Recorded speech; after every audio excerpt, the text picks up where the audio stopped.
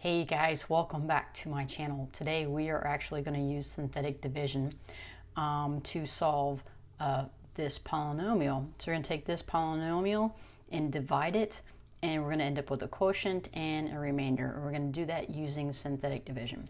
So here we're going to use the remainder theorem to find p of negative 2 for p of x is equal to x cubed plus 3x squared plus 6. Specifically, we're going to give the quotient and the remainder for the associated division and the value of p of negative 2. So the first step we're going to do is we're actually going to go ahead and find the value of this polynomial when x is negative 2. So here we're going to say, so p of negative 2 is going to be equal to negative 2 cubed plus 3 times negative 2 squared plus 6. So, okay, we have negative 2 cubed is going to be negative 8, okay, plus 3 times a negative 2 squared is a positive 4 plus 6, okay. So we have negative 8 plus 12 plus 6. And this is going to equal to, well, negative 8 plus 12 is a positive 4 plus 6 is 10. Okay, so this is the value for p of negative 2. So when x is negative 2, this polynomial is 10. Great. Now what we're going to do is we need to find the quotient and the remainder. Let's do that by using synthetic division.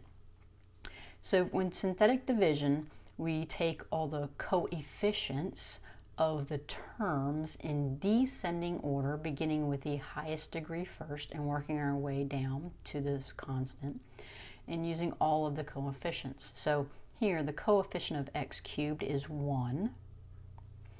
And then the next down would be an x squared term. So the coefficient of the x squared term is 3. So we're going to put 3 down. From there, the next term in descending order actually would be x to the first power. Since there isn't anything, then we write a 0 in its place. And then we have left the constant, so that is 6. Okay. So our synthetic division, we have like this really long L looking thing, right? And then we're going to use the negative 2 here to implement, or as the divisor, right, for this synthetic division. First thing that we do, so we have this set up, we're going to bring down the 1. There's not really anything to do with it right now. And then we take the divisor and multiply it by this number. So I'm going to put a little x there because that tells me I'm going to multiply. So negative 2 times 1 is negative 2. So then I'm going to add this column. So 3 minus 2 is a positive 1. Again, I'm going to multiply. So negative 2 times 1 gives me a negative 2. I'm going to add. We have 0 minus 2 or plus negative 2 gives me a negative 2. Now 2 times, or negative 2 times negative 2 gives me a positive 4.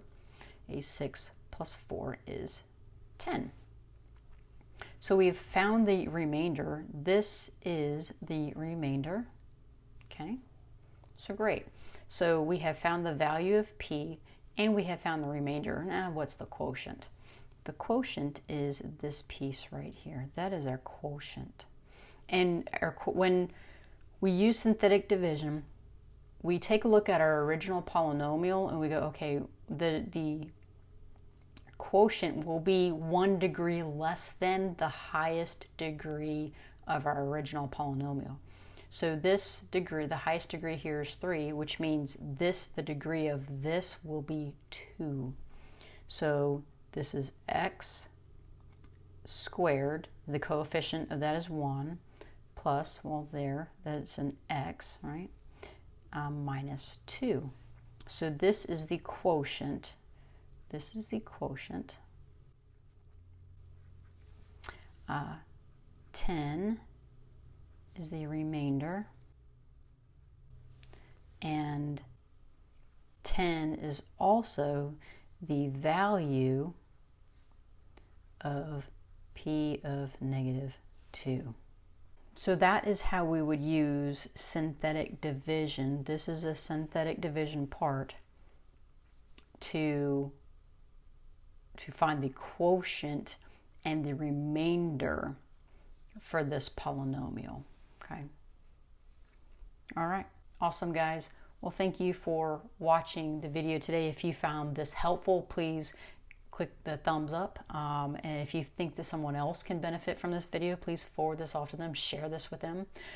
If you're interested in knowing how to find the quotient and the remainder of this polynomial using long division, I will go ahead and put it in the video card somewhere around here. You can click on that and watch that to see how it compares to the synthetic division, and then even you can decide which one you like from there. Anyway, thank you for watching and have a great day.